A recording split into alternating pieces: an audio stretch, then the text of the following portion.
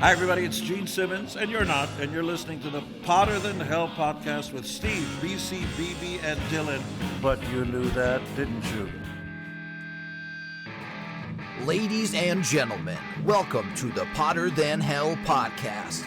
This is your last stop on the crazy train of hard rock and heavy metal. So sit back, buckle in, and hang on. Here we go.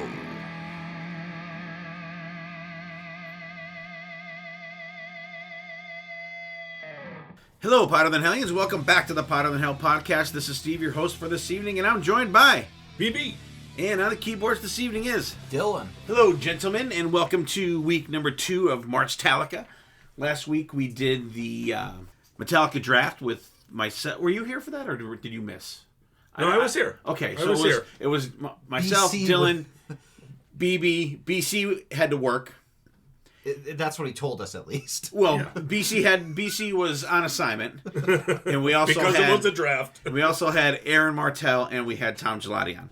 And Tom is from Shout Out Loudcast and Dorm Damage and Elm Review Crew, and our buddy Aaron is from the Ridiculous Rock Record Review podcast, affectionately known as R4. What'd you think of the draft there, BB? Yeah, that was a great time having the brothers on, and good time, ball busting as always, and I think everybody had a pretty good, stellar album. Once you're talking about Metallica for the whole month of March, there's really not that many clunkers in their catalog, I don't think, except for if you want to go to Lulu or Master of Puppets. Or... But yeah, great time, great listen. I can't wait to hear it. What do you think, Dylan? Yeah, I thought that everybody had some really interesting picks. Of course, you had BB's easy listening Metallica mix. That's right. Of That a lot is of true. the ballads and longer songs. But I think it was, we missed BC's stress levels, but we made up for it with how much Tom and Aaron were busting us on some of the picks. That's true. I had a real good time. Yeah, but don't worry, BC had his amount of stress doing another draft last week that we recorded for next week, I think. I get so messed up doing stuff like that. The week after. Drafts are great, though. It was great, and thanks once again, Tom, for coming on, and Aaron for pinch hitting that night with us. It was a great time. I love the drafts. I love doing them. I think it's the best when you get down towards the end where everybody's scrambling to pick something, and you're like, come on, there's only 6 songs left, and 4 of them suck, and there's 3 picks ahead of me. So that's I think that's when for me that the excitement factor of it comes in, and some picks you're like, really? I mean, and I am too. Anyone, you know how I go with that, but I always love the drafts. They're always a bunch of fun, and once again, thanks Tom and Eric for joining us on that one. So what else is up, Dylan? What do you got going? Anything going? Oh, just stress at work, trying to unwind from that. But other than that, everything's steady as she goes, to quote the Raconteurs. The Raconteurs. Why do I know that? It's one of Jack White's many bands. Oh, that's not what I know it from. It sounds like something else. Something, I don't know. Anyway, how are you, BB? What's up, buddy? Yeah, of course, another crazy day. As since we're recording, it might as well snow 5 inches here. So, Of course, yeah. Super heavy wet snow before, try to get to work and shovel out my parents when I get home from work. It's just one of those crazy days. But just like a couple weeks ago, we recorded in the last, I think it was the last week of January, and it's thundering out. So, yeah. It's crazy whenever we record around here. Yeah, and we're supposed to have bad weather on Friday, and I'm supposed to drive to State College to see Journey. Hey, that's funny. I'm supposed to drive to State College and pick up Colin. Oh, really? Well, grab a couple tickets. Just go with us and just go home with us. That's all. Otherwise, you'll be separate ways, worlds apart. Tell him to meet us at the Bryce Jordan Center with his suitcase, and then come to the show with us, and we'll just go home after. Yes! That's all. That's all you need to do. Yeah, have Colin just tailgate the entire time. Yeah. Well, that's all right. Well, let's see. We'll pick up Kill on the way out, and then we'll pick up Colin. Then they can both fight in the parking lot. As long as there's no smoking in the car, I don't care what anybody does. Borrow your Kiss cornhole boards and toss the beanbag. They can't. Well, you have to keep shoveling them off out there, though. We're supposed to get shitty weather. It's always something, right? Yeah. It could be worse, like Minnesota and those guys. It's always sunny in the Happy Like Valley. Vaco and those guys, they're getting crushed with snow. Our buddy Wes Haskins, I think he's out in Wyoming. They're getting hammered out there. So, a couple inches of snow here and there. We could live with it here in Pennsylvania. And I did the same thing as you. I shoveled at the firehouse and I shoveled at the library. Then I came home and shoveled at my parents. So Dylan did help me out with the shoveling today too, though. And BB, were you aware that you can actually go to Abbey Road Studio and record with Gene Simmons? Were you aware that you could do that? You know what? I saw that advertisement, and I was even afraid to click on it to see how much it costs. I got it right here. All right. All right, so here's like the kind of the press release for it. Kiss figurehead Gene Simmons is now offering a special fan package where you can record a Kiss song with him at London's Abbey Road Studios, the historic home of the Beatles. It happens July 10th, and each participant will also get a curated collection of personally owned Gene Simmons items selected by the rock star himself. The experience allows you to spend the day at Abbey Road Studios with Gene. The website explains, the same studio where the legendary Beatles recorded their albums. You will hear Gene share stories about his career and items in his personal Kiss collection that spans 50 years. And he's passing them on to you. Yes! He means you, BB. All right. I can't wait. As part of the package, you will get to record a Kiss song with Gene Simmons and his band. Everyone has to record Got Love for Sale, by the way. I don't know if anybody knows that. In the studio, his musical experience is not necessary to participate. You just have to fucking pay for it. The day is about having fun with Gene Simmons and going home with a copy of you and Gene Simmons on a recorded Kiss song. You will take home items from Gene Simmons' personal Kiss collection. You will get photos and videos with Gene, and he'll sign 2 personal items. Only 2. Ready to get friendly with Simmons in the studio? Last year, the rocker said he didn't have any friends. Well, you can be a friend. I'm going to buy a friend. Book your spot at the studio for £4,995, which translates to $5,995. Mm-hmm. And you can get it at GeneSimmonsAbbeyRoadStudios.com.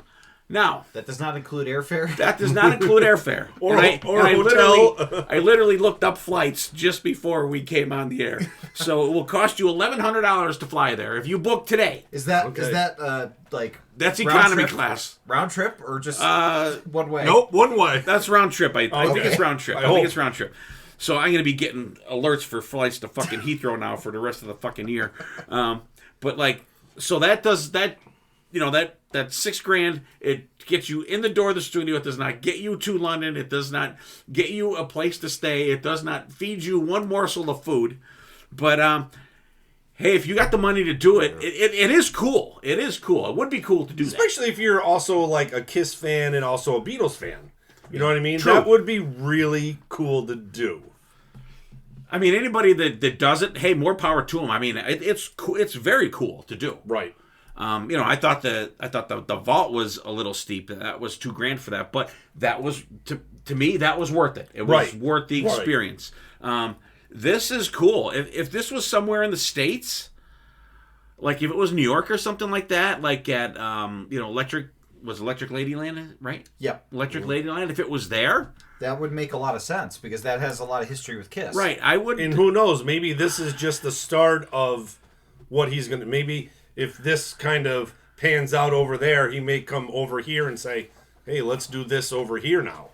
Yeah, I mean, if it was a little more reasonable, I would consider doing it. But that would be cool to actually record a song. That would. I'd be doing Got Love for Sale. I would be all over that shit. But I just thought I'd throw that out there. It's interesting. I think it's pretty cool. It is cool. I think it is cool. If you have the money and you can afford to do it, why not? Why not? Maybe I'll play the lottery. Why not? If I hit the Powerball, the whole podcast will go. It'll be on me. We're gonna start a GoFundMe for Steve to go record with Gene. Oh, don't say that, Jesus.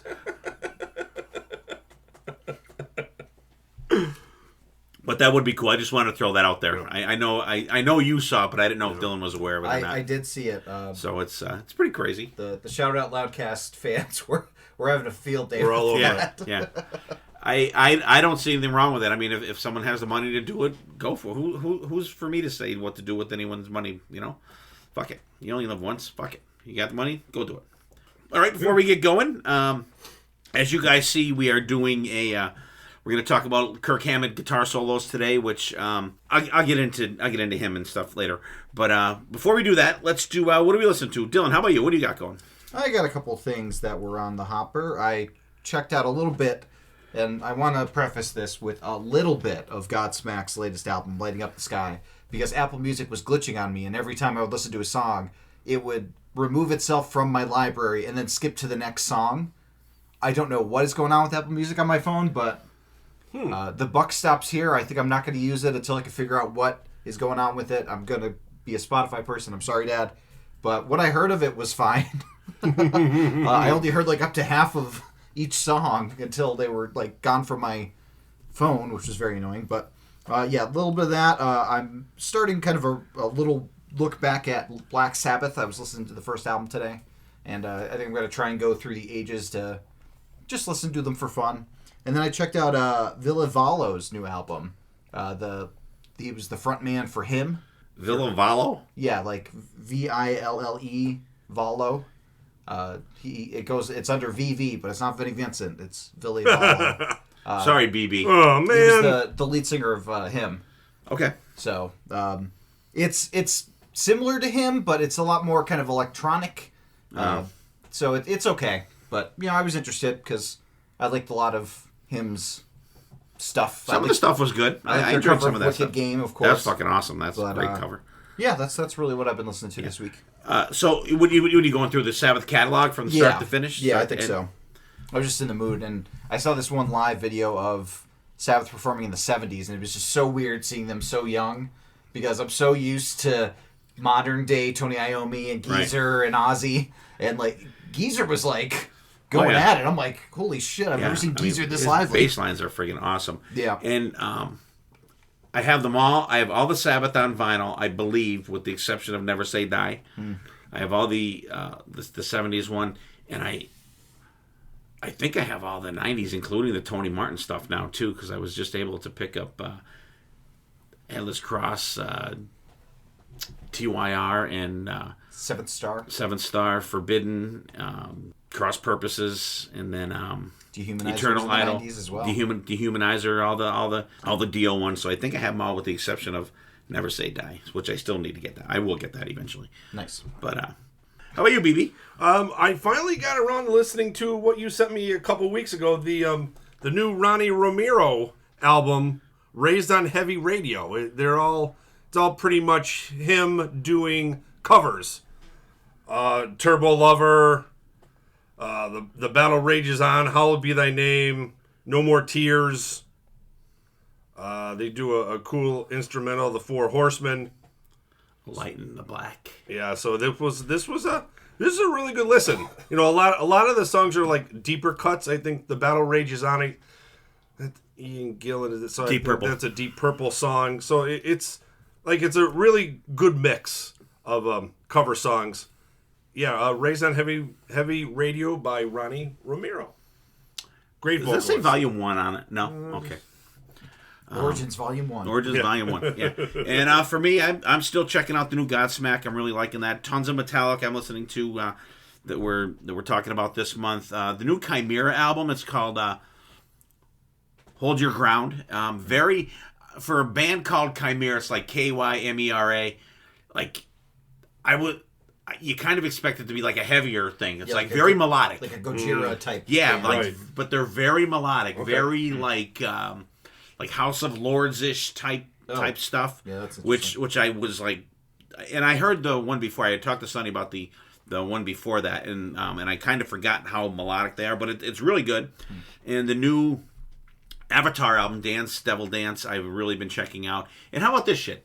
I pre-ordered that on vinyl back in November when it first came out.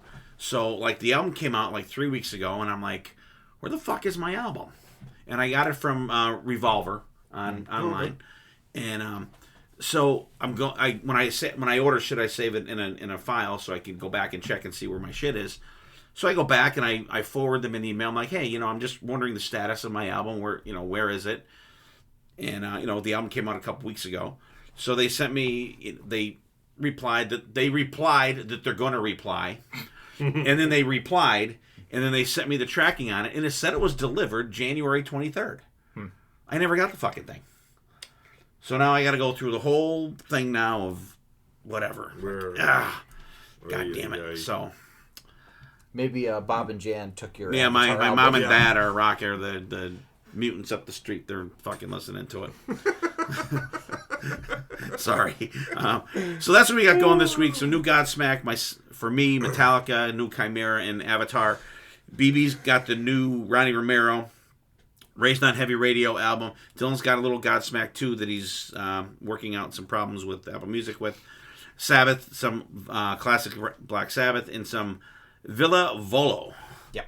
Former singer for the band Him. Under VV is the VV, not the album.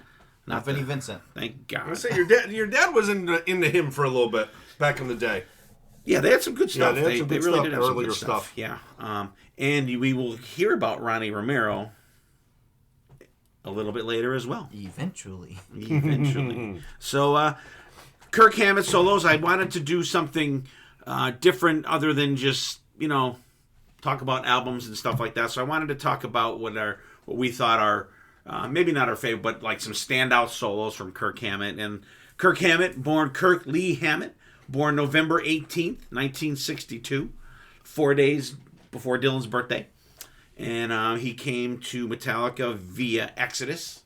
Yep. And I never looked into what the actual timeline was of Mustaine getting booted and it was Kirk coming in. I guess it was pretty quick. It literally was like he got the bus out, and then like a day later, Kirk showed up. Right, but the thing is too, like, for him to, like, did they have?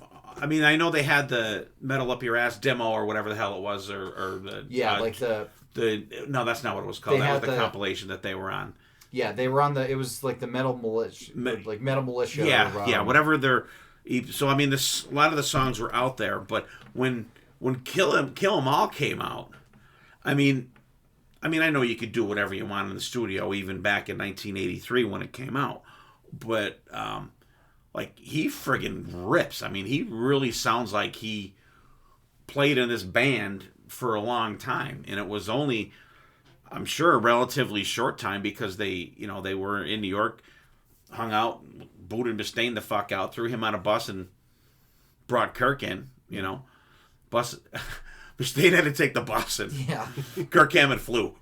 So they gave him a bus ticket. Yeah. Although he did find the name Megadeth on the bus. So. He did. But and I think it worked out okay for everybody. Mustaine's still the and actually they had a thing today. I saw in one of the articles I got, like 11 metal bands with only one original member left, and Mustaine was the one for Metallica, and Ian Hill for Priest. He's the only original member left in Priest. Yeah. So that's pretty. It would have been KK Downing if he was still in the band, but it's just Ian Hill now. And Matt Hafey, he's the only original member in Trivium. Yep. So it was pretty interesting to see that. So, but I mean, Kirk's been with them, since day one, if you want to call it, since the first album came out. Been with them ever since. Obviously, Cliff Burton was killed in the bus accident over in I think it was Finland, maybe Denmark. Denmark, maybe. Well, one of the Scandinavian countries, and then Jason Newsted came in. Then they got all lame and wanted to go to therapy and shit, and then he wanted to do a solo left. thing. So we got Robert Trejo now. They didn't let him, and then Kirk eventually did a solo thing, and they let him do it. Yeah. So we all know the saga, but I just wanted to throw Kirk out there. So what we did was I wanted everybody to pick 6 songs with the solos in them that really stand out to them. And I have 6 solos from Tom Gelati, and I have 6 solos from Aaron. So I'll start out. I'll read Tom's 6, and then I'll read Aaron's on the back half. Yeah. So Tom's solos that he gave me are, and it's funny too because, and just remember Tom's first one that I have here, because Aaron makes a comment about this as well. He has Unforgiven 3, My Friend Misery. So Unforgiven 3 is Reload, I think. No, Unforgiven 3 is in Death Magnetic. Death Magnetic. Okay. Couldn't think of the name. My Friend Misery. My Friend in Misery. Yep. Injustice for All. Nope. No. That's in the Black. That's album. on the Black Album. Boy, I'm not. What kind of Metallica fan are you? I'm not doing good. I'm 0 for 2. Fight Fire with Fire.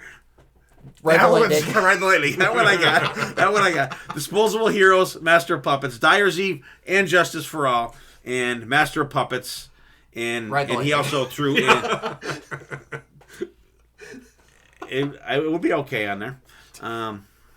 What else did and then he had one down also, so he gave like a double on there for the end. So BB came up first in the rotation. Now, which ones did you pick, BB?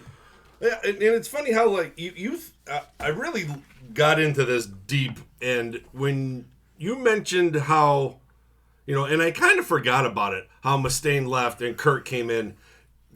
These guys are two different players, and I don't think Mustaine can play the way Kirk can. I think they made the right decision. I think he fits a lot better than Mustaine's playing does. We may get some hate mail for this, but you guys know I'm a big Megadeth fan, and I don't think his playing would fit into a lot of these songs. And, maybe that's me, but I'm like, man, I don't think Mustaine can do a lot of this, especially the earlier stuff.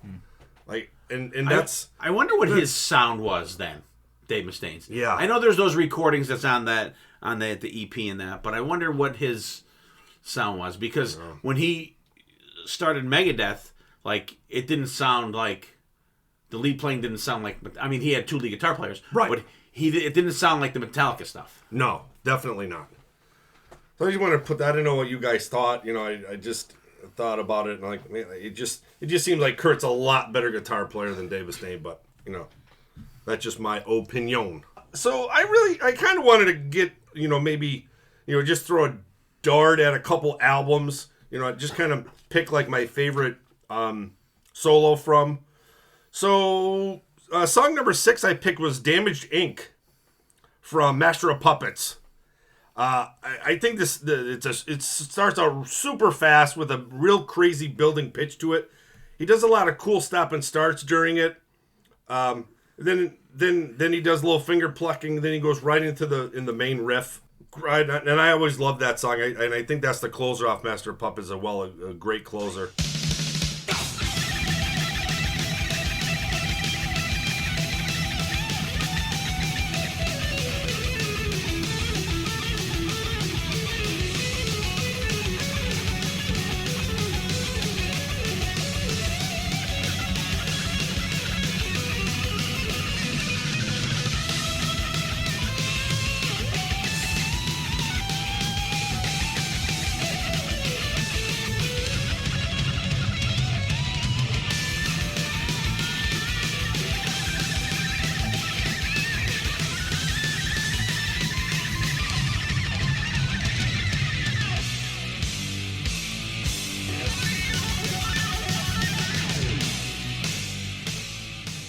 Song number 5 I picked was Creeping Death off of Wright for Ride the Lightning. There's some really crazy string bends he starts off with that. And then all of a sudden there's parts of this song like he just flies up and down the way his hands flying up and down the neck. He's just all over the place. High notes, crazy notes down like by the 14th fret, 16th fret. He's just like flying around. Then he's all the way up at a low note, maybe 4 or 5 fret up there. He's all over the place in this song. Really, really great. I always love Creeping Death from Ride the Lightning.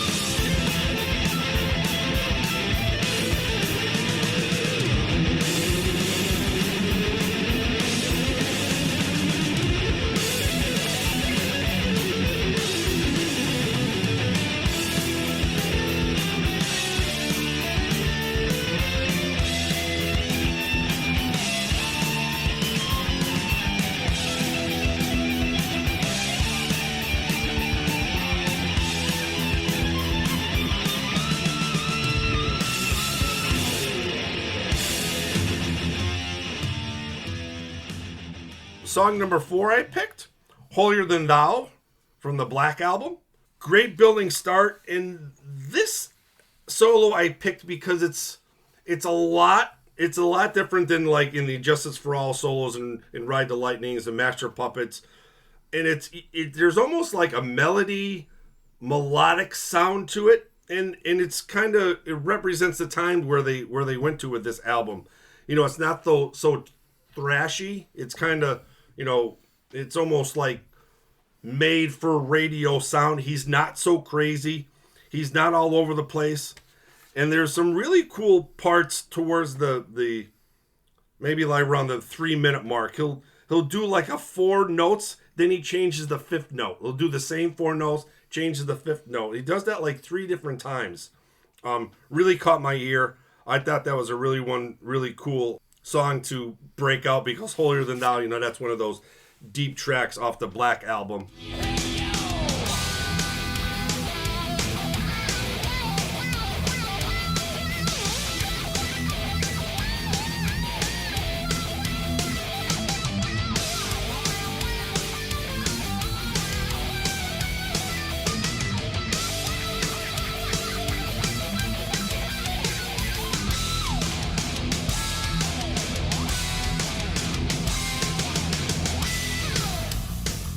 Song number 3 I picked off of Injustice for All is Blackened. I always love this song. This is probably my favorite song on Injustice for All. It's another building solo that starts off like mid-tempo. Then it kind of steps up a little bit. It goes into like a rock, a little bit heavier rock. And then it just goes out into outer space. Like it just goes crazy right towards the end, right around the 5:20 mark. It just goes crazy. Kurt playing, and then he kind of comes back down. He goes back to the main riff of the Blackened song. Always loved that song off of Injustice for All.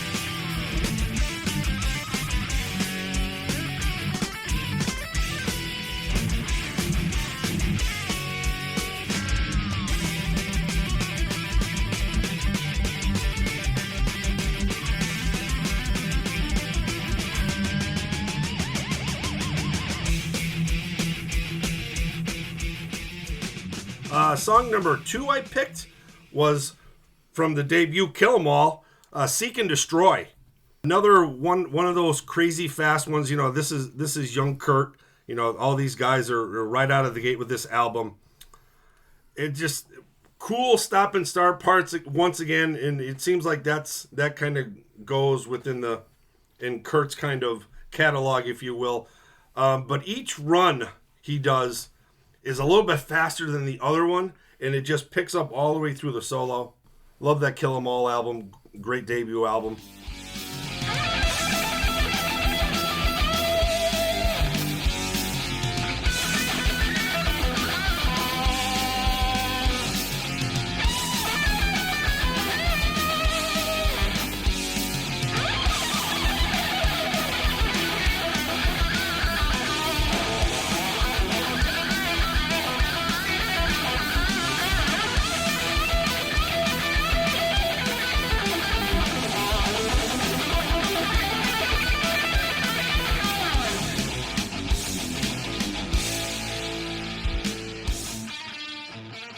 And then my number 1 solo I picked was from Death Magnetic, All Nightmare Long.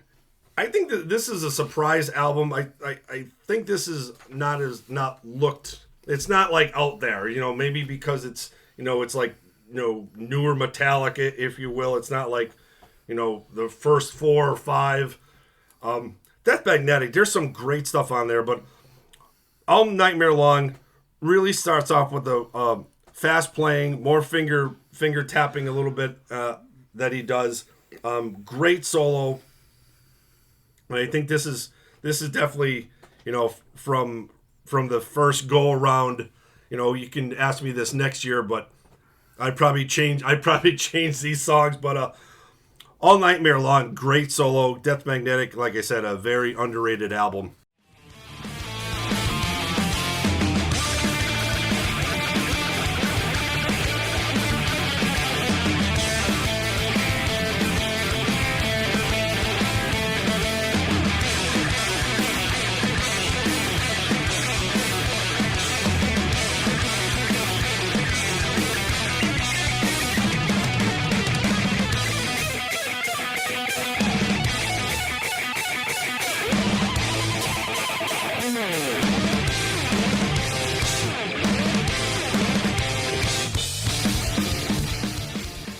So that is my list. What do you think, Righty? I'll tell you what. It's cool that you see, when you were talking about Death Magnetic, that it seems like kind of a forgotten album, and it kind of seems. I don't know. Do you guys think people kind of dismiss the newer stuff? Yeah, You would think so. All the Yeah. time. I really time. do. But if they do, I think they're missing out, because there's a ton of great shit. I mean, when look at Saint Anger, and even before I seen what everybody sent, I knew there wasn't gonna be anybody picking anything off of Saint Anger, because there's no freaking guitar solos on there. Well, yeah, because as Kirk said, if we have no solos on this album, we date it to this period, and I think that's really lame. It is lame, very lame. So there are no solos on Yeah, it, because there was a rule of no solos. Between that and the fucking snare sound on that album. But when you watch that, what the hell's the name of that? Some Kind of Monster? Some Kind of Monster. Like, when they showed them in the studio, that shit's ripping. Yeah. I mean, and there's a lot of songs on there. If it could be remastered with an actual snare, and then rather than a fucking pot, and throw remix some solos in there, it would be an absolute killer album, because they when they did those two shows, those anniversary shows they just did like last year, and they did Dirty Window, and they threw a solo in it. I was like, holy fuck, it was killer, fucking excellent. If they did, they could do that. I mean, it doesn't have to do with the whole album, but do it with a couple of songs. Do like an EP of Saint Anger remixed or something like that. You know what I mean? Like, just like pick like 4 or 5 songs on there. Saint Anger Enraged. Saint Anger Enraged, something. Yeah, that'd be cool. Do that, remix it, throw a solo in there. Change up the snare drum. All Nightmare Long. I love it when, and he uses it a lot, actually, and I didn't realize how much he uses his wah pedal. He loves the wah pedal. Actually, listen to all these solos. Like in All Nightmare Long, he gets this back and forth thing that he kind of has going, and then like he totally kicks it in, and he fucking absolutely rips on this one. Any solo that he does on Death Magnetic is like just as this, like, fuck you, I'm making up for the bullshit that I didn't get to play on Saint Anger. And he just and the tempo changes in this one too are just like, and he rolls with it. There's not a solo that I don't think anybody picked here that is inappropriate for the song. And there's so many tempo changes that we're going to talk about in these songs tonight that are just fantastic. All Nightmare Long is killer. Seek and Destroy. What I like about that one is he plays the solo in bursts. Oh yeah. Like you get the and then you know what I mean. You kind of get it in bursts, and then it goes continuous as the solo goes on. But like the first like maybe 2 or 3 little solo parts, he just does in bursts, and then there's a little music in between, and then there's another burst, and the music, then another burst, and then he goes right through. I think it's really cool how it just kind of breaks it up a little bit, so it's not just one continuous, shred fest. And I think that if that was, I don't think it would fit. Yeah. You know what I mean? I like how that, and this is on their first album, and he breaks it up, and it's the thought put in there is cool for that. Blackened, great opening track, Injustice for All. And what I like a lot about these solos too are the lead up to them. And there's a couple that I think I picked that actually that are kind of splattered throughout all these ones we're going to talk about. That some of them they get right into it, like one we'll talk about later. That's a really popular song. You can probably guess which one. That it's like and then it goes right into it. But there's other ones where you have the vocals end, and then you get like a harmonic part, or you get like a tempo change, and then it waits a little bit, and then it goes into the solo. And we get a tempo change during Blackened, I think. And this one kind of builds for Kirk as well, because he plays and it goes, but then he really rips it up like in the latter part of the solo. And I kind of forgot how much I liked this solo in this one. I don't listen to Injustice for All a whole lot, but Blackened is definitely one of the better tracks on there. Holier Than Thou, and I'm listening to this, and I'm like, this is a fucking great deep track on the album. But then I'm like, it's fucking track number 3. But there's so many singles on this album, you know what I mean? It seems like a deep track because you don't, you know what I mean? It's not one of the ones that's released in there. There's some cool riffing that actually goes right before the solo. You get a tempo change and a riff shift there too. Some really cool whammy bar, and I like when he does that too. You get the whammy bar and the wah pedal going at the same time, just friggin' fantastic. And this one isn't a long solo either. It's a really short one, really good. And then and I'll even throw this in there. There's a really cool Jason Newsted part right after the solo. You get that doo-doo-doo-doo-doo-doo. It's really cool. Creeping Death. Pff, I got to do it for BC. From Ride the Lightning. This is probably one of my top 3 Metallica songs. But like, this solo kind of sneaks in a little earlier than you think it would. Yeah. The way the song goes. Yeah. It just shreds from the start, totally fits the song. But when he does the run towards the end before the melodic thing, and then like right back into the shredding, right before the die. And I still wish they would do motherfucker die, because that was awesome when Jason did that. And that's a huge part of why it's one of my favorite Metallica songs. The way it goes, like from the solo, like right into like it's such a like big sounding riff. And Damage Incorporated, this is a forgotten song for me, because as you guys know, I like Master Puppets is not my favorite Metallica album. And I kind of rarely get this far on the album, which of course is the last track. But I forgot how cool this one was. You get like a drum roll right into the shredding. Then it gets into the double bass drumming there, and Kirk really pulls off like a killer like shred fest on this one. And then when you think the solo's over, he gives you just a little bit more on this song too. Really cool. And I gave Master of Puppets a good scope the other day, and I never hated it, but I like it a little more than I did. Because it's good. Yeah, and I love and I don't know I'm not sure who does it, but in Damaged Inc., right before the solo, somebody goes go. Yeah, it just so cool when you do that. Dylan, what you think? Yeah, I won't go through like all of them, but All Nightmare Long is such a great track off of Death Magnetic. First off, I know this isn't part of the solo, but James do the "When Your Luck Runs Out." But I love like the little riff right before the solo of that, and then like the.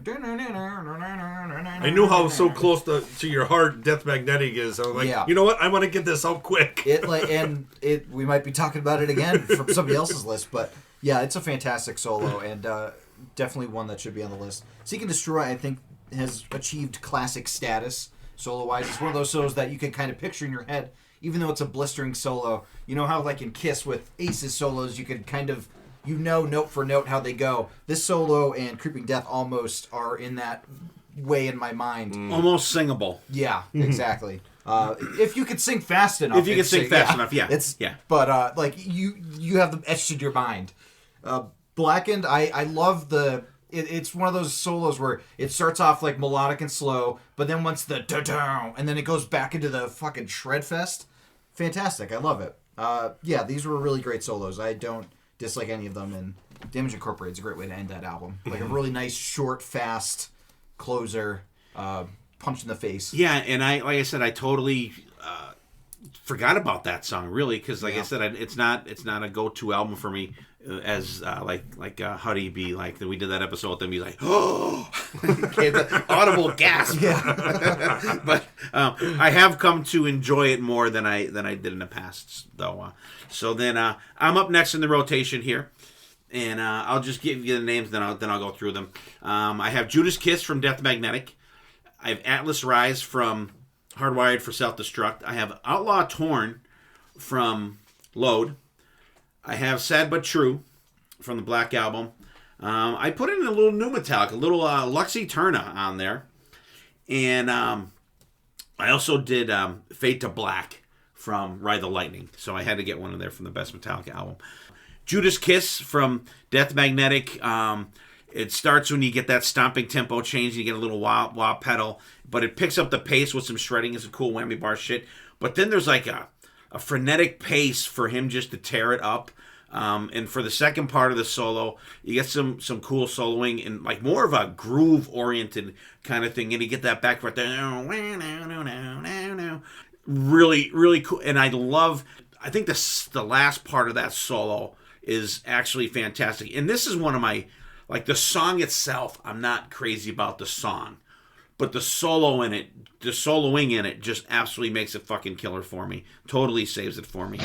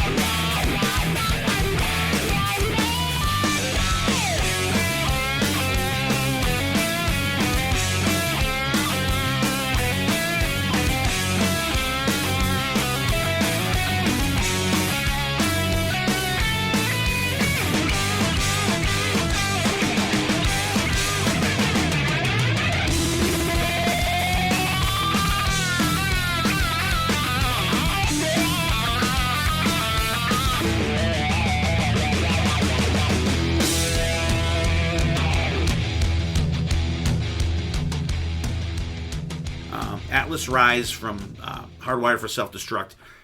This was one of the songs that Dylan and I that we heard that night going down the highway. We also heard Moth in the Flame. We heard both the songs that night.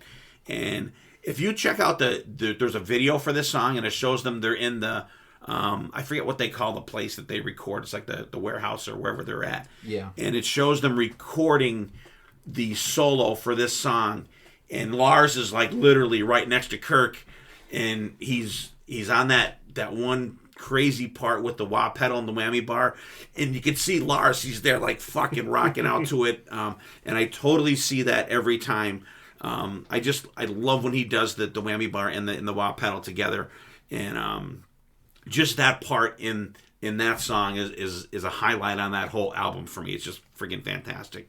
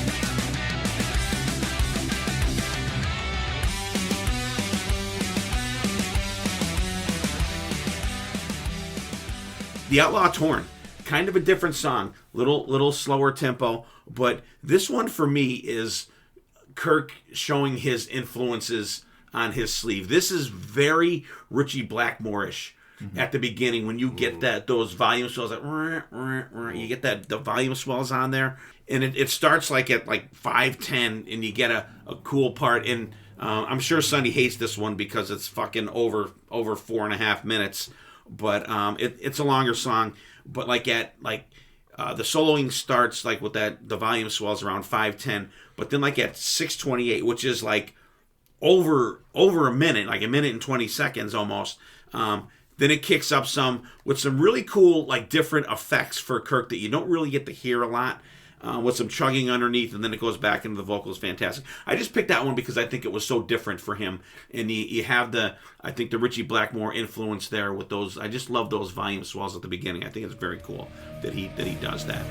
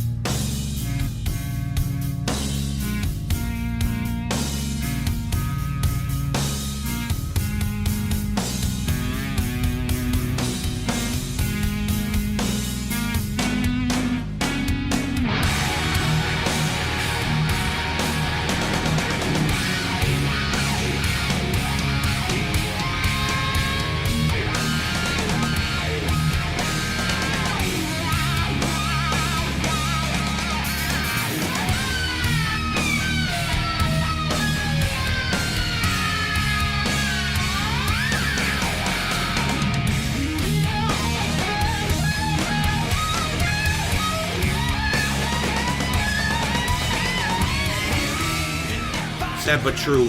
I love how this one starts. This just take it like it's kind of like a takeoff solo for me. It's got a build in the shredding, and then there's like some more cool whammy bar shit, like a cool neck run there, and then you get that part that in your dreams I'm your eyes, and then you get that second solo, but you get that squealy part there. I fucking love that, and I wait for that every time that song comes on, and that's another part that makes a highlight for the Black Album for me.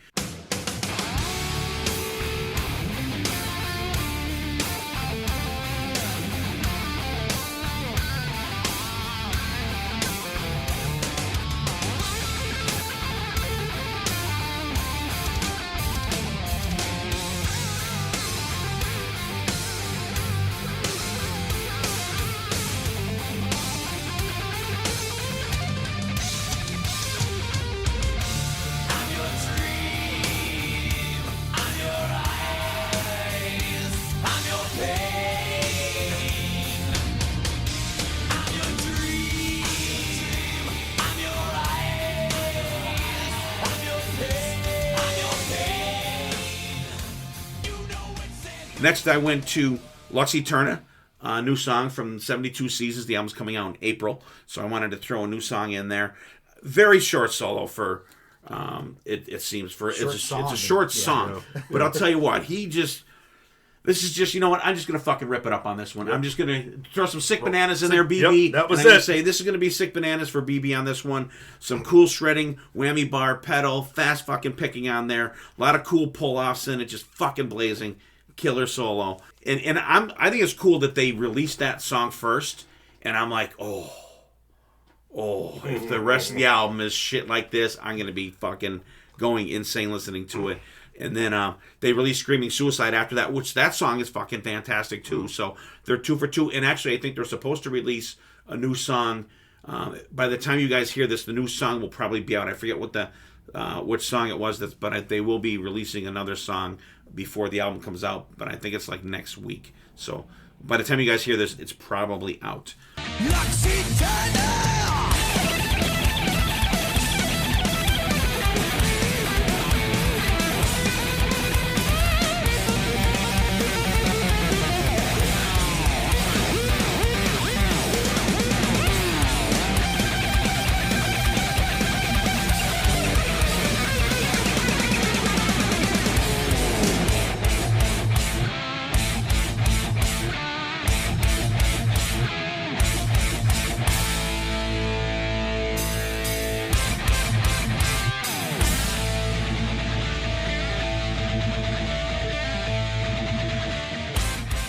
And then I absolutely had to pick one from Ride the Lightning, Fade to Black. This was one song that people were thinking like Metallica sold out, doing like a ballad, like people were like, I guess like what the fuck kind of shit, you know. And I could kind of see, because I mean you have Kill 'Em All and it's just friggin' thrash from fucking, you know, beginning to end. But this shows the band, I think, start to mature a little bit, going for taking some chances and doing some other stuff on there. There's some great harmonic shredding, and you don't get the solo for this one till the end when you get the song kind of builds throughout the song. He tears it up, and the drums go, you know, double bass towards the end there, and you get a lot of the like that guitar harmony going on there at the end. I don't like how it fades out. I mean, the song, you know, quote, it fades to black. I get that. But I want a song to just, like, end. End to black. End to black. Don't fade, just end. Cut to black. Cut to black. Ending to black.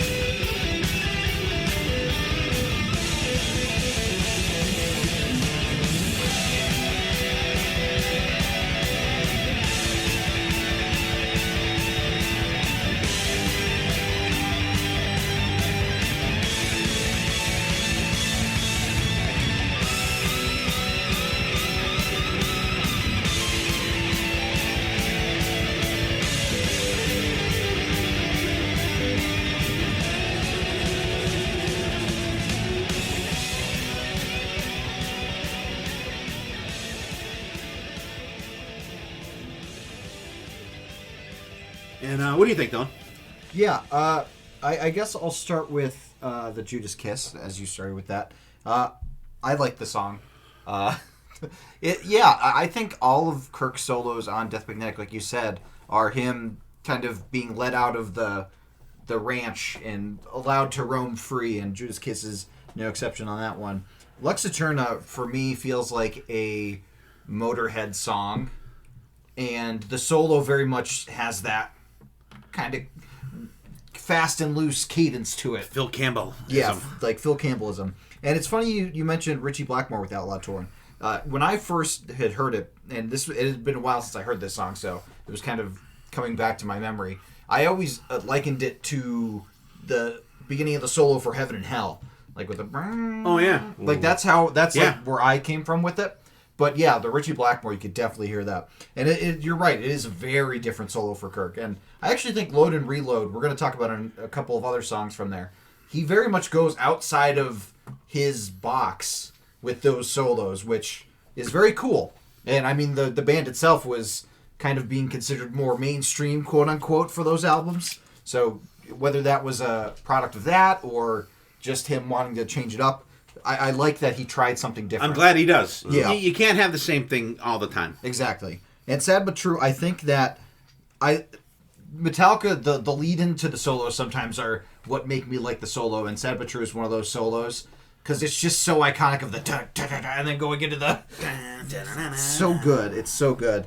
Atlas Rise is a classic. I love that's another one that the lead in is really cool with the so fucking cool. But yeah, these were really great picks. Great job. What do you think there, BB? Yeah, I'm going to have to bring your honorable mention out because Wrighty sent 7. I did, but I only went with 6 though. But number 7, I don't know how he does it. There are some crazy fucking notes in the song "Devil's Dance." I don't know if that's load or reload. Reload. That's reload. Yep. But let me tell you, I don't know how he does it. There's a really cool tone to his guitar, and I'm like, holy fuck, how does he make these sounds with that guitar? Because I think out of tonight, that was like the craziest Sick Banana solo, just for the crazy notes he was making off of that song. But yeah, Judas Kiss. I love the wah wah pedals. There's some crazy distortion he uses with that. Atlas Rise, another great song. Super heavy, super fast solo. Number 3, the Outlaw Torn. This is my favorite one off your list, Wrighty. And I think you kind of touched on it a little bit. I love when he's doing that, when he's doing the volume knob trick. And then after that, he just goes off. Sad but true. Right out of the gate, that first note, you know that solo is so good. And the new song Lexi Turna. This is like one of those, like they're back, like you're back to like in 70s or 80s album. Like it's a short song, it's a short solo, it fits, it gets in there, it punches in the face, and it gets out. Great song. And then of course Fade to Black. Great galloping riff start. I just wish it was out front more. I don't know the way they layered that solo. I don't know if he's playing both parts, but like the part that I was hearing like underneath it was a lot cooler than the louder part.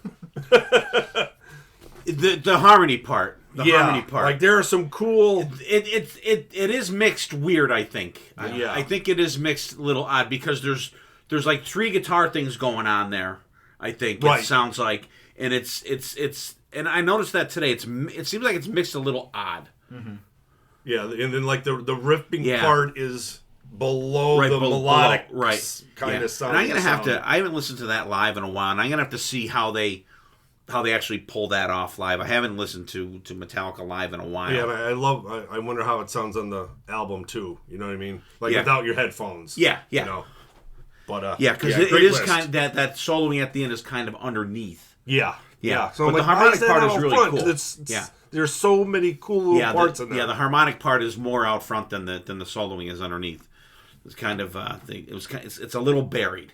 Yes, it's there, but it's a little buried. Yep. Yeah. So all right. So there's my list and BB's. So BB, just read your list over again real quick. All right. Song number 6 I picked was "Damaged Ink" from Master of Puppets. Song number 5, "Creeping Death" from Ride the Lightning. Song number 4, "Holier Than Thou" from the Black Album. Song number 3 is "Blackened" from Injustice for All. Song number 2 was "Seek and Destroy" from Kill 'Em All. And my number 1 favorite solo so far, changing tomorrow probably, is from Death Magnetic, "All Nightmare Long." All right, and our buddy Tom Gelati, the ones he gave us, he has, I'll go from 1 down. He has Unforgiven 3 for number 1, My Friend Misery, Fight Fire with Fire, Disposable Heroes, Dyer's Eve, Master of Puppets with a bonus track of 1. And mine are The Judas Kiss from Death Magnetic, Atlas Rise from Hardwire for Self-Destruct, Outlaw Torn from Load, Sad But True from the Black Album, Lux Eterna from 72 Seasons, new album coming out in April, and Fade to Black from Ride the Lightning, and my bonus track of Devil's Dance from Reload. And take it away, Dylan. Yeah, we've been singing the praises and worship of Kirk Hammett, and I figured we could continue that worshiping for our Hidden Gem song, as we're going to talk about a great cover of a Metallica song from the band Ghost. They covered the iconic Enter Sandman on the Blacklist collection of covers, and we're going to hear Papa Emeritus sing a little, sing us off to Never Never Land.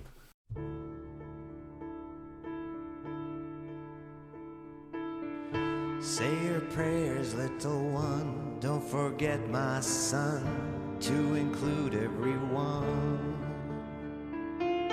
I'll tuck you in, warm within, keep you free from sin till the Sandman he comes.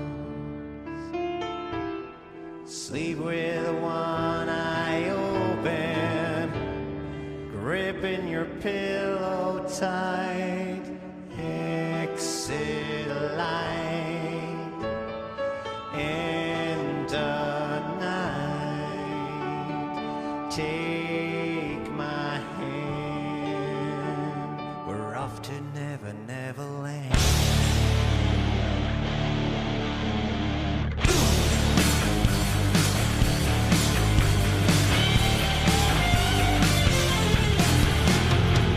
Something's wrong. Shut the light. Heavy thoughts tonight in the art of Snow White. Dreams of war, dreams of liars, dreams of dragons, fire, and of things that would fight. Sleep with one eye open, gripping your pillow tight. Exit light, end of night. Take my hand, we're up to Never Never Land.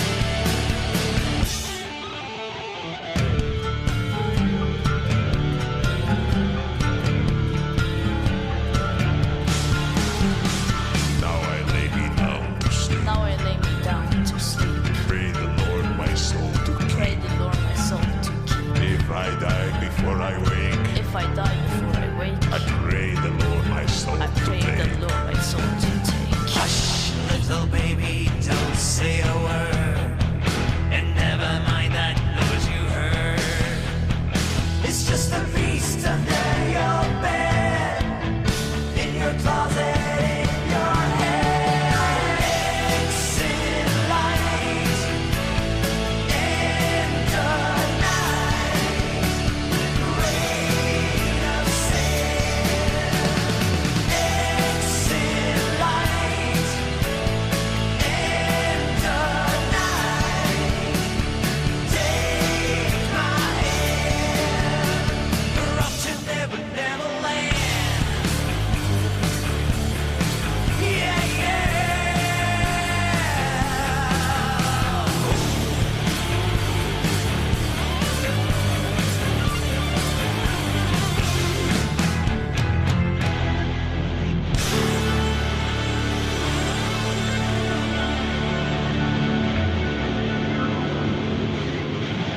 All right, hope you guys enjoyed Ghost's version of Enter Sandman. I thought it was pretty cool. Did you get a chance to check it out? Yeah, it was really, really cool. And what I like about that cover, it's theirs. They make it their own. They don't try to sound exactly like Metallica. They make it a Ghost song. Yeah. I like how you think it's going one way. I know, I hadn't heard, and You're I'm like, if the whole no. song is like this beginning, I'm like, please. And then they go, and I'm like, okay, good, thank God. I'm like, okay, Dylan, please don't screw me on this one. But I like it, and the solo part's really cool, and I like the keyboards in it. Yeah. I like the keyboards in it. Ghosts actually, with the keyboards are so good.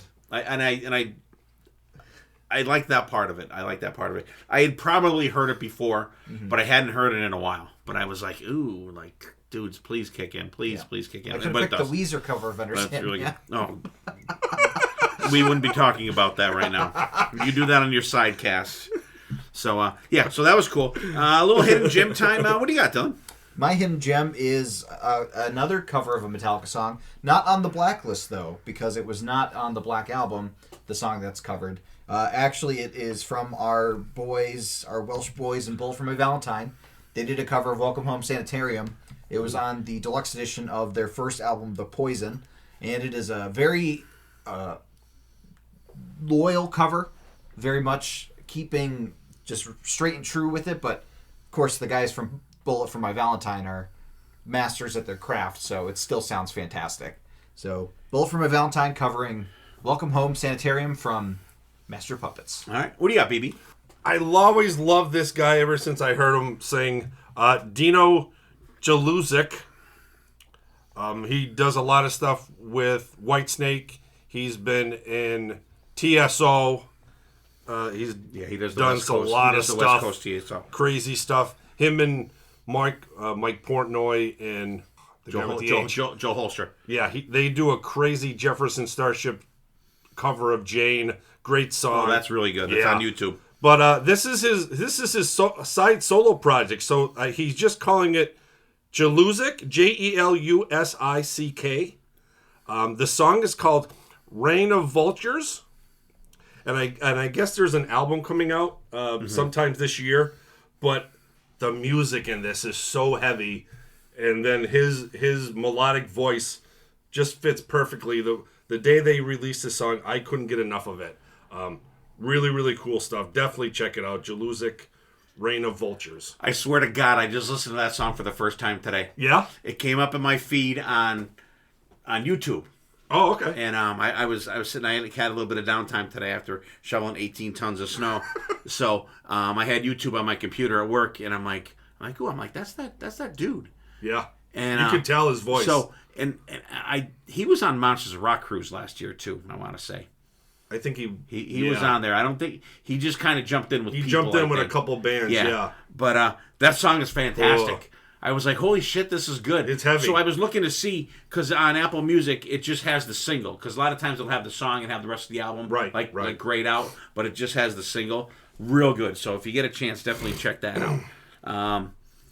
That's crazy. I literally just watched that today for the first time. I was like, this is fucking awesome. And it's weird, too, because that's released as a single. It's like almost a 7-minute song. Yeah, it's long. But it goes by quick. Sonny wouldn't like it. It's more than 3 minutes long. So, but it's really good. It is good. I recommend it as well. And for me, I have what is being touted as a new supergroup. They're called Elegant Weapons.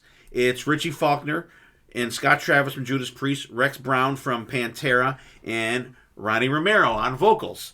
And it just came out like last Friday from when we're recording this. Today is February 28th, 2023, by the way. And the song is called Blind Leading the Blind. Fantastic song. The guitar playing is fantastic. Ronnie Romero's vocals are fantastic. Rex Brown, great on bass.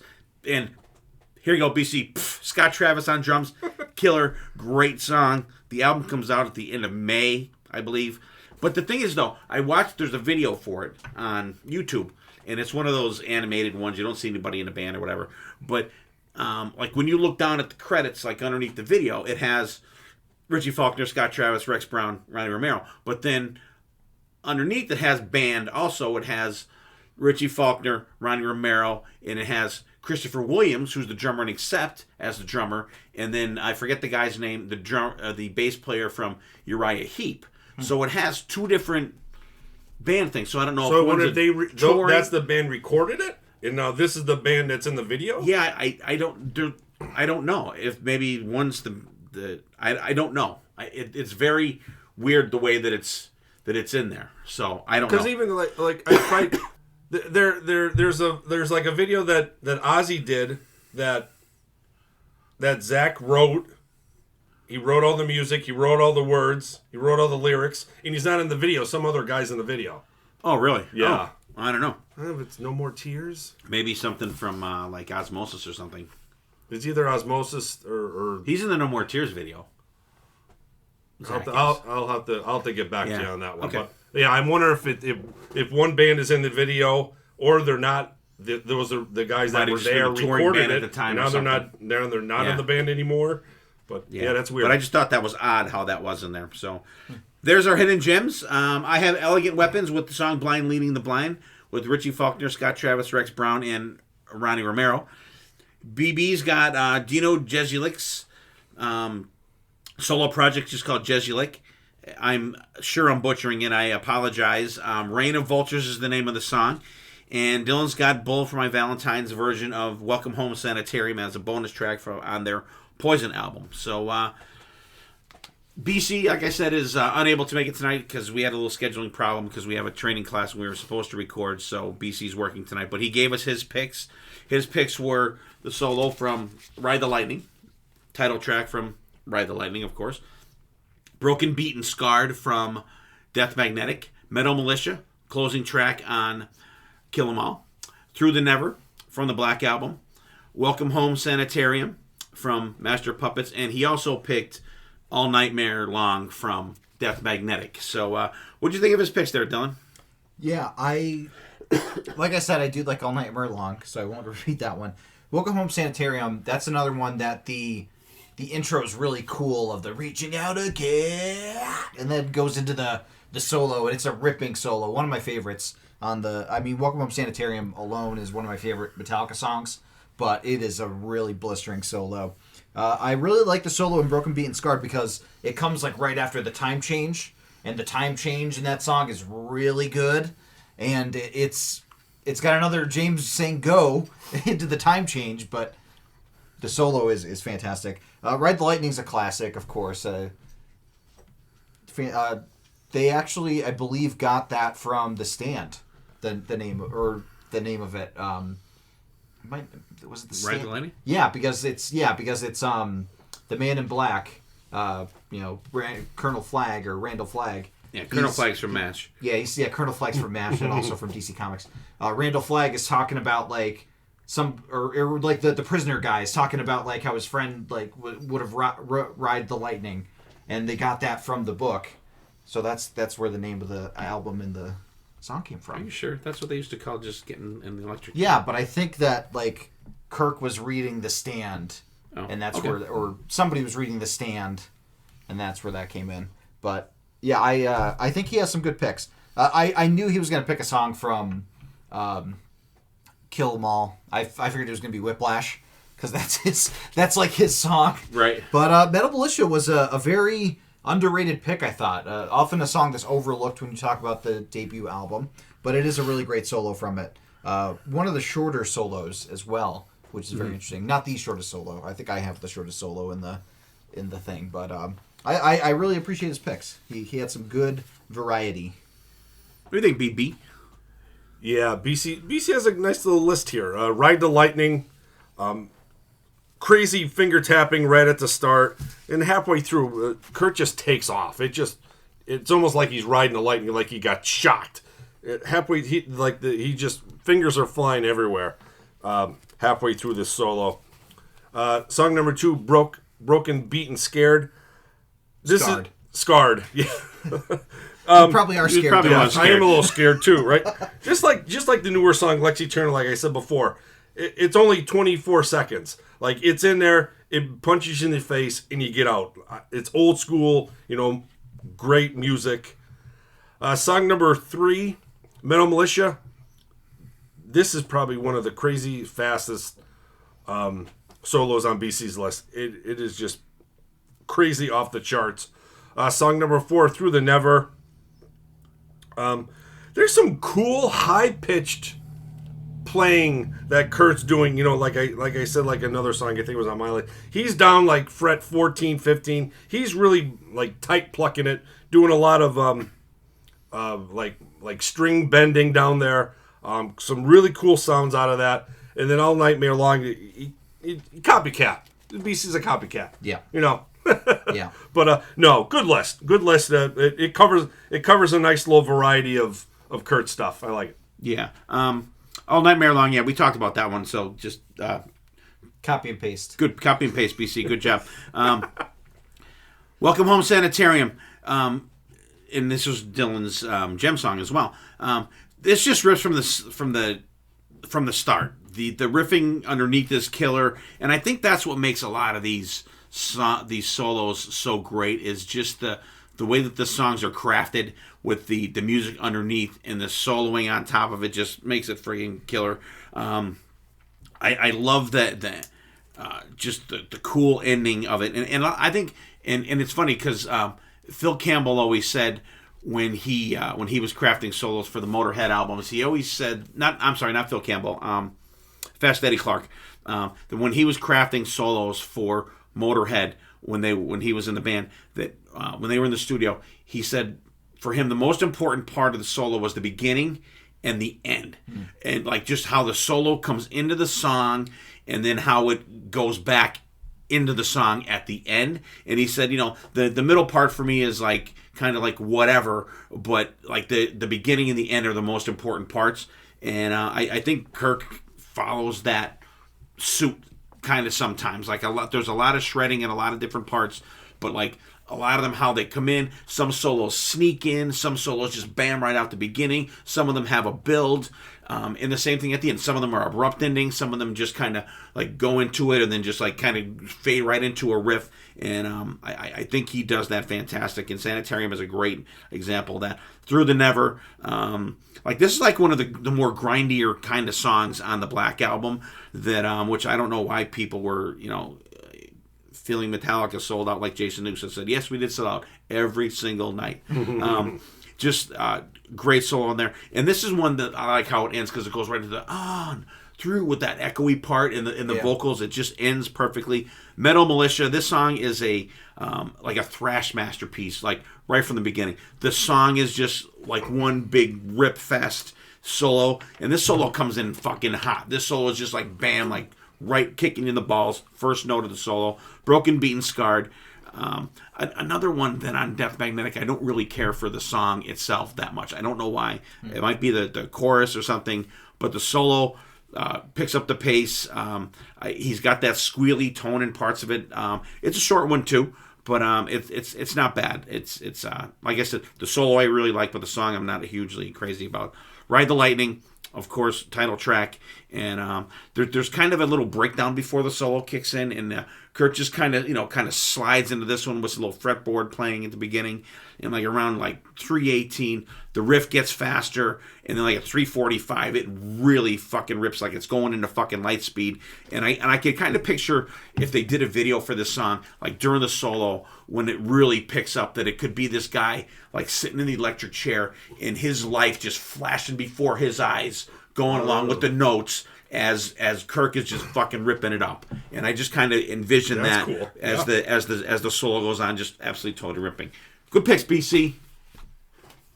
Stay safe out there, BC. Stay safe, BC. Have a quiet night, and I'll be relieving you tomorrow, so I don't want to roll any holes tomorrow. All right, we all went on BC's, right? We did. All right. Dylan's going to bring it home for us. Yeah. Actually, before Dylan brings it home for us, I'm going to read Aaron's solos. And actually, before you do that, I have confirmation from the source that we need to trust above all others, Wikipedia. Right? Lead guitarist Kirk Hammett took the album's name from a passage in Stephen King's novel The Stand. All right. So there you go. Cool. All right. And actually, that there is a footnote, a citation from a look back, like a retrospective in Rolling Stone magazine. So if it's in Rolling Stone, it's fucking gospel. Well, if it's an interview with Written Kirk in stone, Hammett, baby. Yeah. but, Well, you had me at Rolling Stone. Yeah. You could tell Rolling Stone magazine that my last words were, "I'm on drugs." I'm on drugs.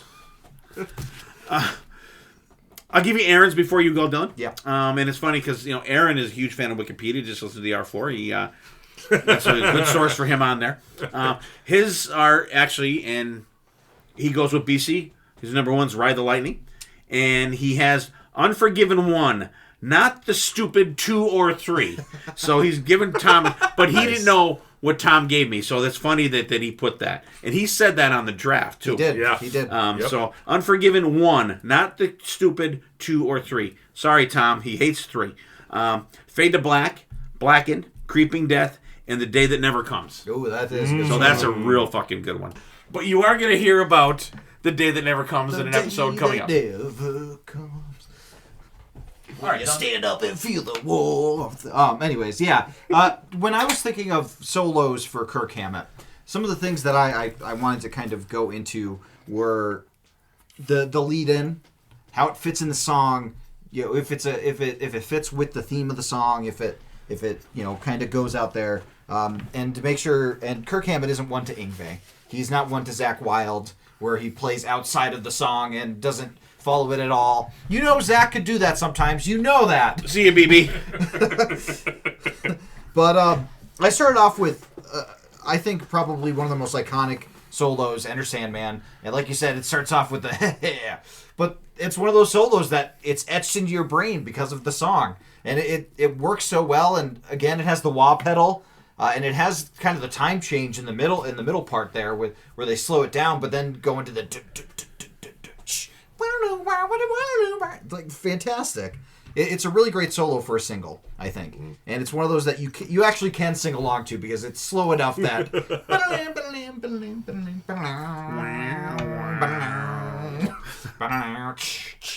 like fantastic.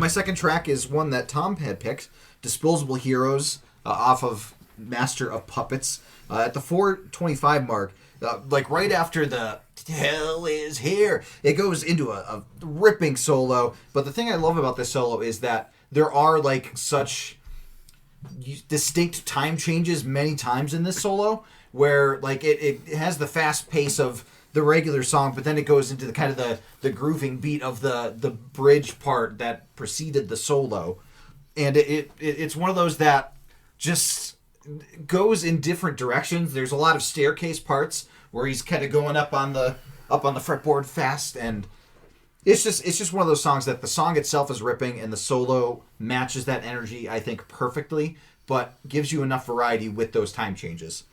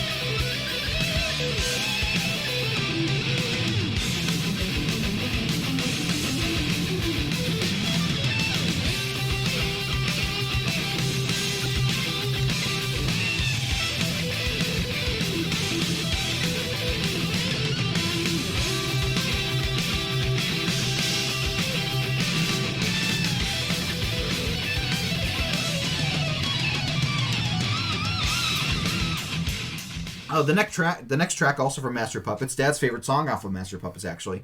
The Thing That Should Not Be. It's only a 20-second solo, starting at 3:40, but I think I picked this solo because it fits the vibe of the song perfectly. It's a very different solo for Kirk because it's all squealy, and it sounds like this eldritch horror is coming to get you. You know, Cthulhu's coming out of the album and gonna snag you up in his tentacles. But I also really like the cool dual guitar that's interlaced in the middle of the song. It's just a very eerie and creepy solo that goes with this creepy song.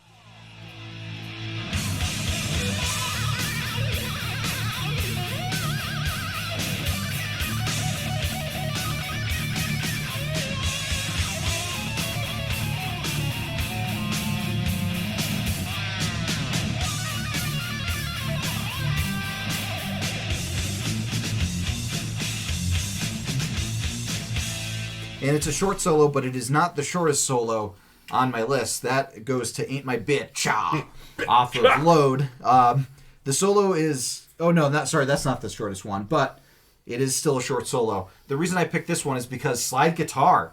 When are you going to hear slide guitar in a Metallica song? I mean, crazy. And again, it's another one that goes, out of my way, and then slides right on in. And it fits the vibe of the song really well, because... And you wouldn't think it's a slide guitar song, but it works really well for it. And I love the ending of the... And then James is like... yeah, that's fantastic. The Tony Moan.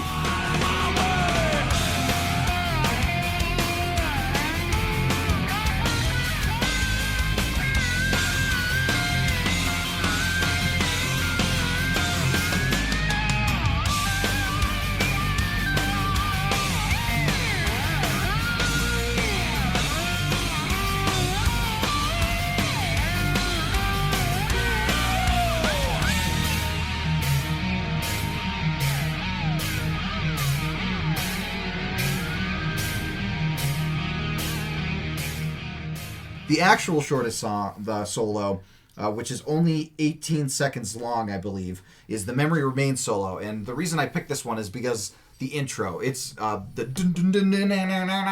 like the really cool like fade into the solo that really just kicks ass. Solo's way too short, but I think that in its shortness, again, you're getting the wah pedal from Kirk. I think that it still makes an impact. And then it's followed up by the creepy Marianne Faithfull. And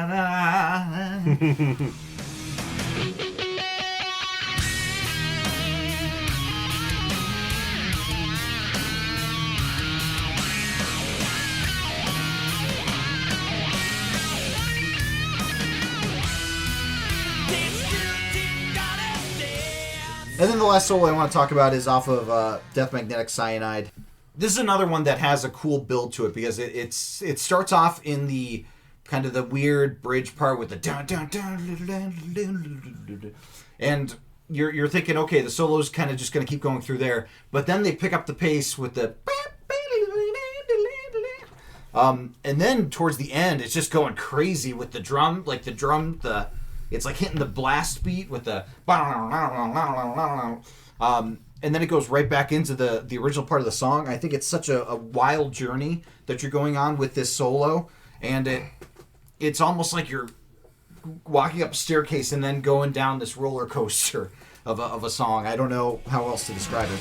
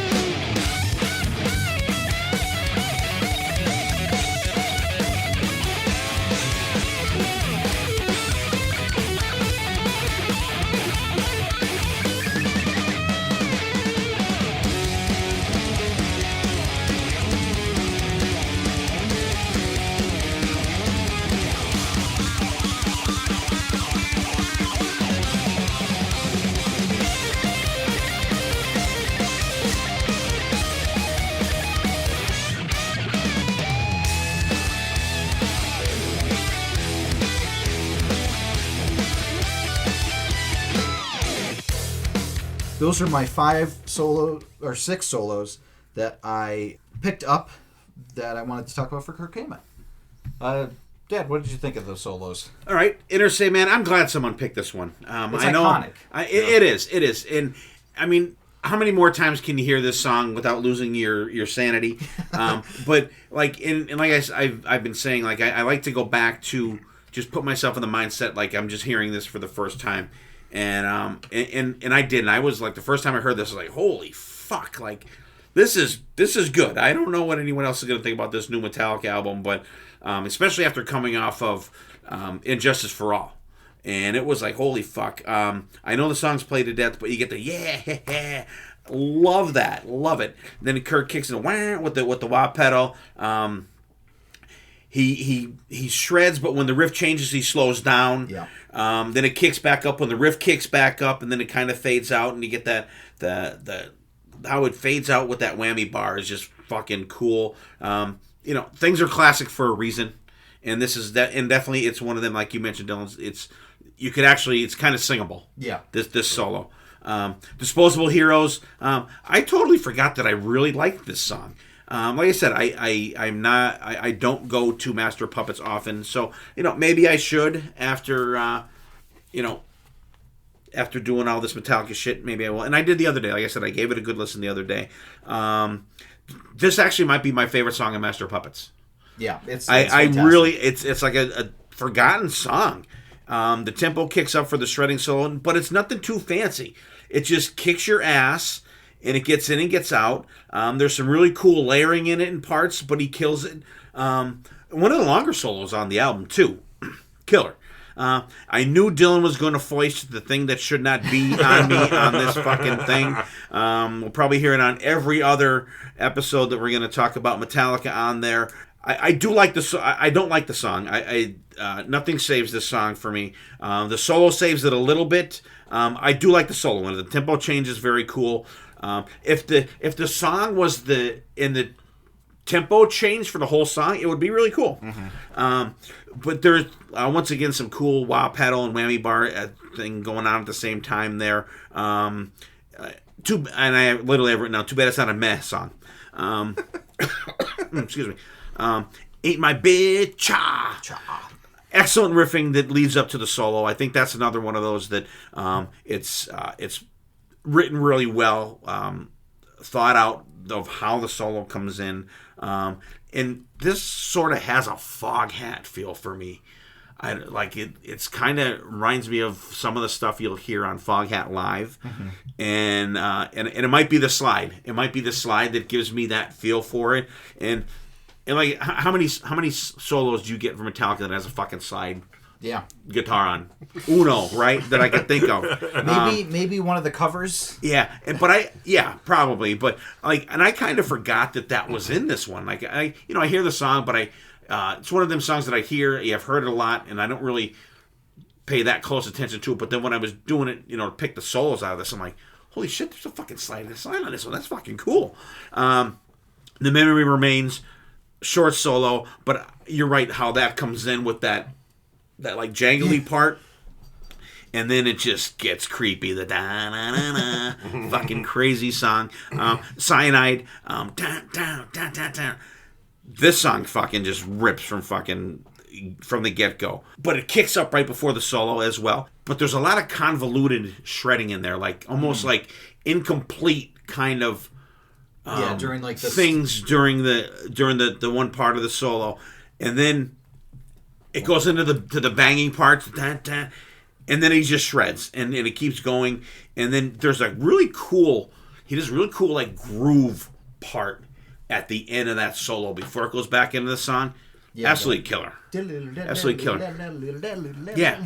Yeah, very cool. Really cool. I mean, great pick, and that's another prime example of Kirk saying, "Fuck you, Saint Anger. I'm shredding the fuck out of this album on Death Magnetic." Yeah.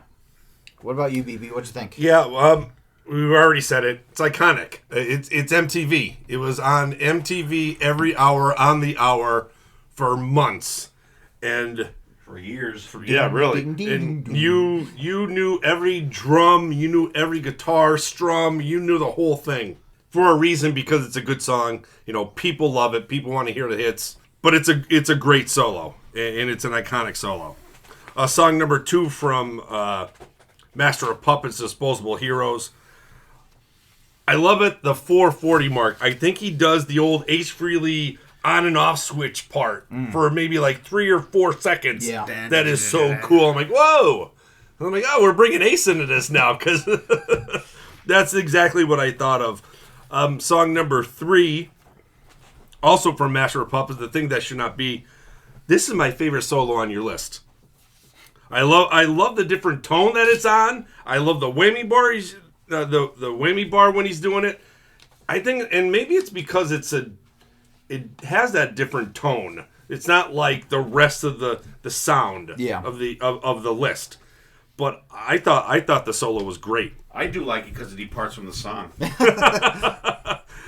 Song number 4 in my biatcha. Like everybody said, slide guitar. You know, you don't expect it, but it fits perfectly with the song.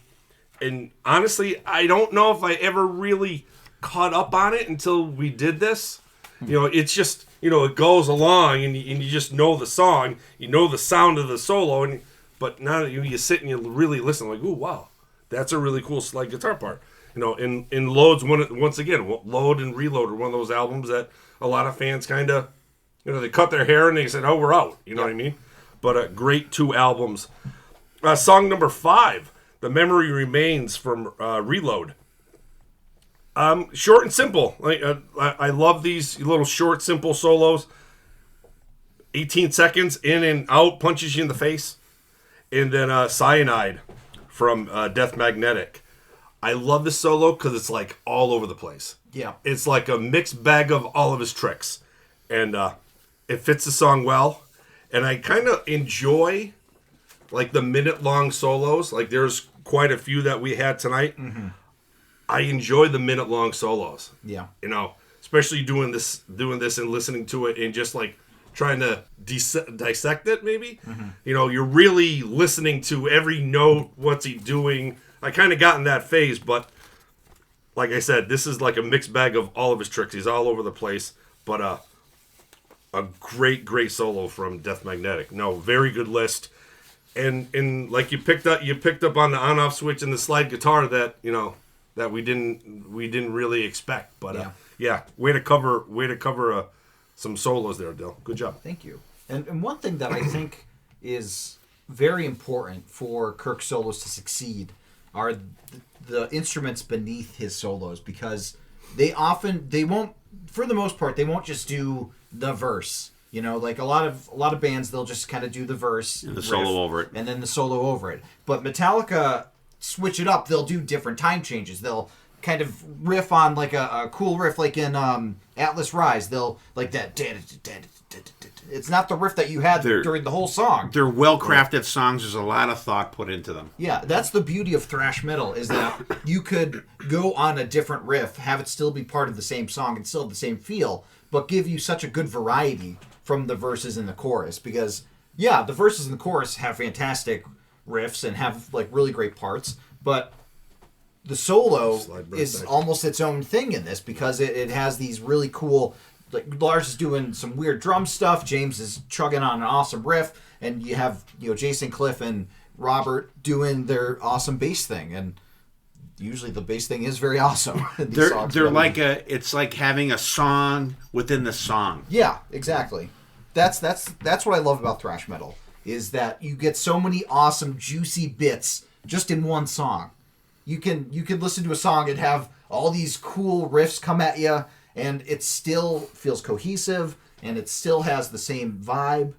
And I think Kirk and Metallica do it well. Yeah, absolutely. All right, we'll read our lists, go around, have your final thoughts, and we'll wrap up. If you want to read your list again, BB, or you don't have to. We'll just Dylan can just read his over again, and I'll read Aaron's and BC's as well. So. All right. Oh, okay. I didn't know I was going to be the first one to wrap up, but sorry. No, that's all right. No, great episode, and I want to say Robert's. It's like Robert's Metallica birthday. It's been like 20 years since he. Yeah. And when I saw that, I'm like, 20 years. 2003. Really? I'm like, holy shit! I go, it cannot be 20 fucking years he's been in that I'm blown band. away by that right now. Yeah. Blown away. You're blown away. That's what I was just doing on my phone. I wanted to find the Facebook thing of where I saw it, because I saw it today. Because he came in right after St. Anger, and that was 2003. Wow, I'm like floored. You're old. You're That's old, crazy. Brady. No shit. Yeah. So happy birthday, Robert, to your Happy Metallica birthday, right? But no, this is a great episode. This is a great thought, Steve. Definitely the craziness how Kurt has evolved from Kill 'Em All, you know, all the way up to the new album. It's just some amazing guitar playing, and I'm very surprised. You know, when we talk about, you know, guitar players, a lot of times he's not he's not really in there. But from listening to a lot of these songs this month, man, he's fucking good. And I think he is definitely one of the top 10 underrated guitar players. You know, there's a lot of good guitar players out there. I don't know if it's maybe because, you know, there's so many before him, but Kill 'Em All came out in 83. So, you know, he was out there, but I'm surprised he's not on like a really good guitar player list because he really tears it up. And like I said, thanks for, you know, doing this episode, because after, you know, dissecting all these solos, man, he is absolutely fan-freaking-tastic. Yeah, I like everything about Kirk Hammett. I like how down to earth and chill he is as a human being. He very much is the quiet one in the band, I would say, especially compared to Lars. I love his classic Universal Monster guitars. Fucking awesome. Huge horror fan. He has the old school posters on all of his guitars, like the Mummy and Creature from the Black Lagoon, Bride of Frankenstein. Really awesome looking guitars. And his playing is so different than his personality, because he's just such a relentless guitar god with his solos and his riffs, and he just seems so like chill surfer dude outside of the band, where he's just like, I'm just gonna go catch some waves and watch some movies. But I really think that his soloing is really well suited for any song that he gets into. He knows how to make it. He knows how to take the spotlight, but not steal it completely.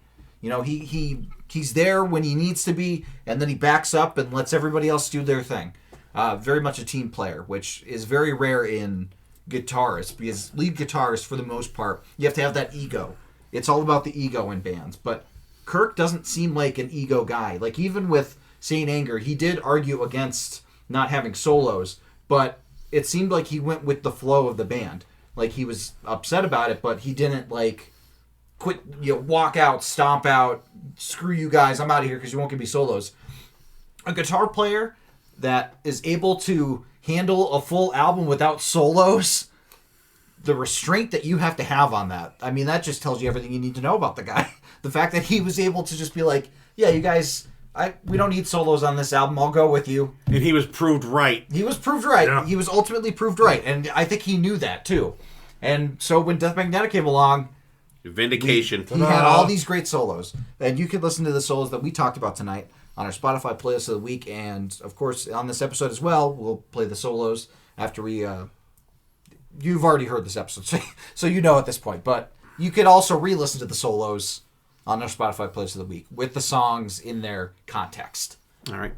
Yeah, I wanted to do something different when we were doing a whole month of Metallica. And I was thinking... He's pretty much the unsung hero of Metallica. You always hear about Lars and James, and I think you hear a lot more about Robert now too, because he's according to BB, 20 years he's still the new guy now. Now I'm right? one of them. You know, and I agree with you, Dylan. He seems like a really chill guy. There's a absolutely fucking hilarious story in Scott Ian's All Access book about Kirk Hammett and them and guys in Anthrax hanging out with the guys in Metallica, and so check that out in Scott Ian's book. It's like typical Kirk Hammett talking about a chill guy. When you hear that story in there, you're gonna laugh your ass off, or you're gonna be like, he's a good fucking guy. He really is. And one thing I forgot to mention when I talked about Kirk showing his influences on his sleeve, he has during Outlaw Torn, he has the in my opinion, and Dylan, you brought up a great one too about it. Kind of does remind you of Heaven and Hell with that the volume swells in there, but and I equated it to Richie Blackmore, but in Cyanide, when he does that convoluted soloing, that's Michael Schenker. Yeah. That is Michael Schenker. And I believe they were on the same episode of that metal show. And like Kirk Hammett was just like fucking blown away to meet and hang out with Michael Schenker. And very cool. And like I said, he and you can hear his influences in a lot of the stuff that he plays. And like I said, a lot of his solos, they're the song within the song. And I think he's an unsung hero, and BB, you said it too. He's definitely a top 10 underrated guitar player, and I think it's just because of the big personality of James and Lars. Yeah. In the band. But I just wanted to throw some Kirk Hammett love out there because he doesn't get talked about a lot, and he should. His solos are just like fucking excellent. And I don't think we've talked about a solo tonight that didn't fit a song. No. And even just going through songs, thinking of what I was going to pick, I didn't find one that I'm like, not really. So like you, and BB, you kind of said at the beginning, you kind of threw a dart. You could literally put the Metallica discography, with the exception of Lulu and Saint Anger, on a big board and throw a dart, and you'll hit a song with a fucking great solo in it. Yeah. Right. There's, it's just, it's fact. It's fact. And I hope you guys are enjoying March-tallica. I certainly am. I don't, Metallica, they're probably a top 10 band for me easily. And I have been going back to them a little more lately now that I've, that's on my Metallica vinyl right there. And I actually have at least probably like ridiculously 2 of each, because I have the regular one, then I got all the colored vinyl that Walmart put out. Did, So I like ridiculous like that, but I've been spinning them, as you guys, if you follow me on Facebook, I've been playing some of them live. If Noah's Ark comes around, you'll be set. That's right. Yeah. So So I hope you guys are enjoying March-tallica, and we have a couple more weeks of Metallica stuff coming up that is going to be pretty cool. During one of the weeks, we're going to take a little hiatus for a week for a different kind of episode, and I think it's kind of crazy that the episode I'm talking about is thrown in the middle of fucking Metallica. Although you will hear of Metallica in that episode a couple times. It's actually pretty cool. So, BB, thanks for coming up tonight. Dylan, great job as always. BC, sorry we had to change the schedule and you're working tonight, but great picks. And here's BC's picks once again. He picked Ride the Lightning, Broken Beat and Scarred, Metal Militia, Through the Never, Welcome Home Sanitarium, All Nightmare Long, and Aaron's picks again were Ride the Lightning, Unforgiven 1, not the shitty 2 or 3 Tom Gelati, Fade to Black, Blackened, Creeping Death, and The Day That Never Comes. So if you guys are just like, I only want to listen to Kill 'Em All and Master of Puppets and Ride the Lightning, you're missing out. You're missing out on a lot and a ton of great music. And so get out there, spin those Metallica albums, stream it, whatever. Get out there, listen to some Metallica. Listen to a whole album all the way through. That's all I'm going to say on that. And guys, thanks for listening. Take care of yourselves and each other. We will see you next time, and there definitely will be a next time.